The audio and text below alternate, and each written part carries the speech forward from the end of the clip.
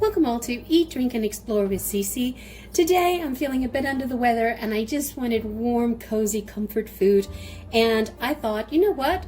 This is perfect weather for chili. And I'm actually going to make a no-bean chili, and I'm going to make this in 30 minutes. I mean, for those diehards, you could let it simmer for longer than 30 minutes if you want, but this is a quick one and it is packed with flavor. So this homemade chili is thick, it's hearty, and it's ready in 30 minutes. It tastes like the classic chili recipe, but it has absolutely no beans. And this is one comfort food that the entire family loves. And you can have it during game night, weeknight, it doesn't really matter. It just warms the cockles of your heart. It's my favorite. It's my go-to. I love it, especially when I'm a little under the weather. So traditionally, you know, you eat chili on cold weathers, but I also like making this dish during the summer as well. It's quite hearty and it's nice to have in the fridge ready to go. You could make this chili that I'm making with a ground turkey or ground chicken. By all means, you can replace that, or you can replace the meat component altogether with a Beyond Meat type of substitute in there as well. So let me take you through what we're going to need here. Now, this beef chili recipe I'm sharing here is like super popular with everyone that I make, that everyone that eats it, they love it, and they will just like scoop these things onto their plate, and you can serve it with any type of toppings that you want on the top. But what makes this chili like awesome is this mix that I made. Okay, this is where all the flavor is going to come from, and it is simply, and I'm gonna put this combination of what makes this up in the description below. Okay, so let me tell you the combination, what makes this combination, but I will put it in the description below. You've got 1.5 teaspoons of chili powder. You've got everything's 1.5, by the way. So you have 1.5 teaspoon of chili powder, 1.5 of paprika, 1.5 of onion powder, 1.5 salt. You can use sea salt, Himalayan salt. It's your option there. And 1 teaspoon, of garlic powder, and 1 teaspoon of ground cumin, and 1 teaspoon of black pepper. What I do is I actually put 1.5 teaspoons of black pepper, and I put in 1.25 of cumin, and 1.25 of garlic powder. That's the, of garlic powder. That's the combination that I've sort of over the years come to enjoy. But if you want to just get started, use the dimensions that I just told you earlier. And then you're going to need 2 cups of beef broth. You're going to need 5.5 ounces can of tomato paste, and that's going to help bring that richness into the sauce. And you're going to need 30 ounces of chopped tomatoes, so stewed tomatoes. I like to pick up garlic and olive oil, and then I like to pick up this one, the chili season one. Now you don't have to do it this way. You can get 2 of those, or you can just get with no flavoring. But I like to have this because that's just that added oomph that you need on the dish. I've done it like that with not this one, but this one, just 2 of these, and I found that it was not as flavorful. So when I started doing it with this, I thought it was perfect. With this and this combined, it was like to die for. You're gonna need 4 garlic cloves minced. You can roughly chop that. And then I did a fine dice of 1 onion, and I have a cup of fine diced celery and a cup of fine diced carrots. Now, if you want to go no veggies on this after all, just no veggies, you could, but I love to put the veggies in. I like to sneak it in there since I have no beans, and it also adds a little bit of bulk to the dish, and it requires to have less meat component. So if you're on a budget and you're playing around with your budget recipes, what you want to do is you want to add more vegetables to substitute for the meat. Now the meat I have here is I have 1.5 pounds. You can use 1.5 to 2 pounds. You don't want to go more than 2 pounds for this recipe. So it's super simple. Let's move over to the stove and get this started. So I'm using a lean ground beef here. So you want to just crumble the beef into your pot. And I'm going to combine the meat and the onions and the vegetables all together, and I'm going to use the fat from the meat to render down the vegetables. You could, if you wanted to be a diehard, just do it separately and then do the meat separately and then add in the vegetable, cook the vegetable separately and add it all in. But I'm building flavor, so I'm doing it all at once. And normally I do this in a stock pot because I want to get that big pot going. But because I'm filming this, I am going to do sort of a lower saucepan here so you can see that. So let's start rendering this a little bit just to get some fat going. Render off the fat.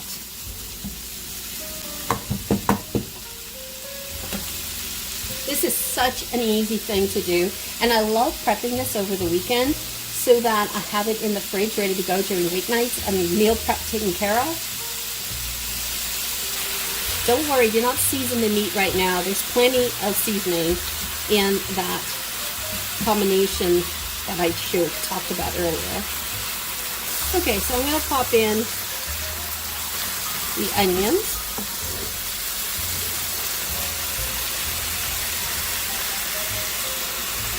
And you can see why I did a fine dice on it, is because I want everything to fit on the spoon, right? I don't want big chunky items. I want it all to sort of melt in together with each other. Preparing the food is just as important as what it looks like and what it smells like and what it tastes like. You want to get it proportional so people can enjoy eating it. And you see how I'm cooking the onions and the meat fat, taking advantage of that. And when you start to see that the onions are starting to get translucent, then add in your celery and your carrots. And we'll add in the garlic just before we're going to add in the liquid. Remember, we don't want to burn the garlic. Add in the celery. And then I like to stir that. I'm all about layers. Do it this way. And I love the color combination as well. And this way, you're getting your veggies in there. Wouldn't recommend using medium or regular ground beef with this recipe. I just find it's a little too greasy. I've done it before with the regular and the medium, and no, did not enjoy it. I've even also tried it with the 50-50 combination, 50% pork ground and 50% beef ground. Nope, didn't like that either. I found lean or extra lean is the better combination. If you're going to go extra lean, I would recommend you put a little bit of olive oil when cooking the meat initially. Now, if your budget does allow, you could make the same recipe that I'm doing here, but use beef chunks, a chuck beef instead, and that's also quite interesting dish.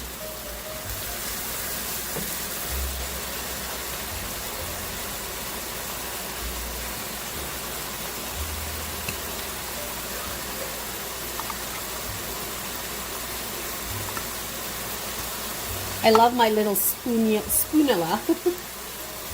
Sorry, it's a spatula and a spoon mixed together. But I love using it because it gets right into those little pans.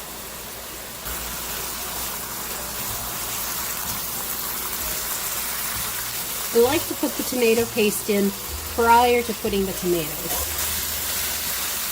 Let's make sure that all the beef has tomato paste, has come into contact with the tomato paste. Now I'm going to add in the garlic because I'm going to be adding in the liquid soon, so I want to add in the garlic now.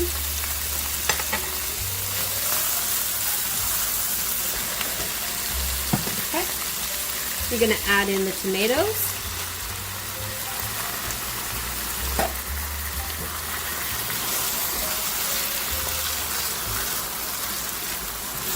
See how this one is much thicker less liquid than the regular stewed tomatoes. And add in the rest. And the longer this dish sits, the more intense the flavor gets, and it's so yummy, especially the next couple of days, because it sits for longer and all the flavors intermingle with each other. It's just perfect. So just let's cook this down a little bit before we put in the seasoning and the beef broth. Now what I like to do is I pour a little bit of the beef stock into each of the cans, just so that I can get all the tomato flavor out. And I have some leftover tomato paste, so let's do that.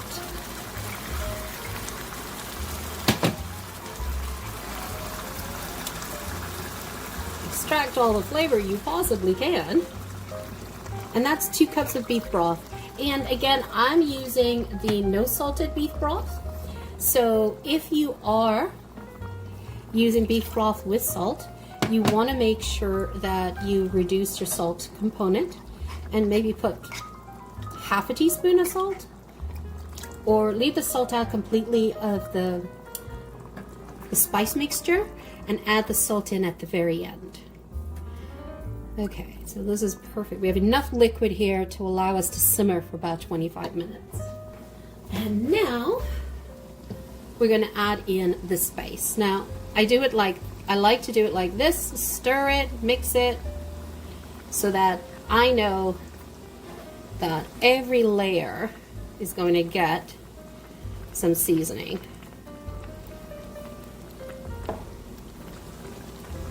This is the secret to making this amazing chili. You will be so surprised. People won't even notice that there's no beans. They'll start eating it and go, oh my god, this is so good. Oh, I love it. And then realize, where are the beans? Alright, I'm now going to move this down to a simmer, and I'm going to set the timer for 25 minutes.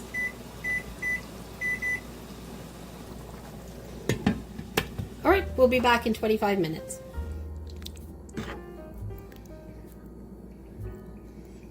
We're just going to simmer this down for another 5 minutes, because that's 20 minutes.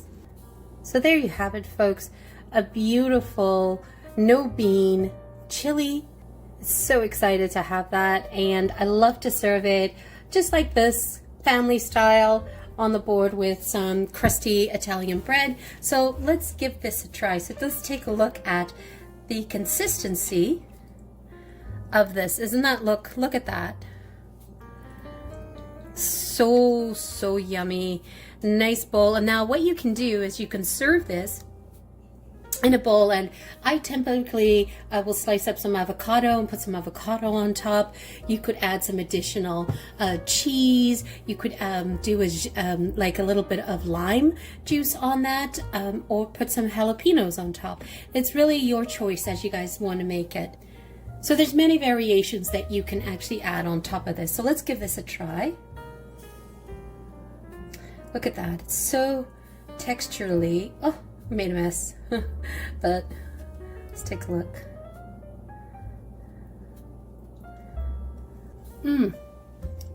That is really nice.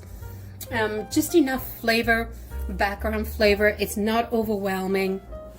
Absolutely not overwhelming. It's actually quite nice. It's some beautiful back flavor in there. It's not overwhelming at all in terms of the flavor profile. Now, what you could do is, if you wanted to make it a little bit more smoky, you could have used the fire roasted tomatoes like I had mentioned. You can get them canned fire roasted. Some grocery stores carry them. But you could also put in some smoked paprika instead of regular paprika in the spice blend that I'm going to put out in the, it's going to be in the description, so you'll have the full, all the measurements and what I put in there. So give that a try. It's wonderful, it's different, it's got no beans in it, and it is so hearty. This tastes even better the next day and the following day, because all the flavors will have had time to amalgamate in together. Once again, thank you so much for joining me. I hope you enjoy this warm bowl of chili on a chilly night or watching the game. Again, enjoy it any time of year. Doesn't have to be the winter. Thanks for joining me. If you're new to the channel, welcome. If you have not yet hit the like button or subscribe, go ahead and hit that now. We would love to have you part of the community. And if you're a returning champion, like always, thank you so much for your support and love. Always greatly appreciated. Have a wonderful day. Ciao for now.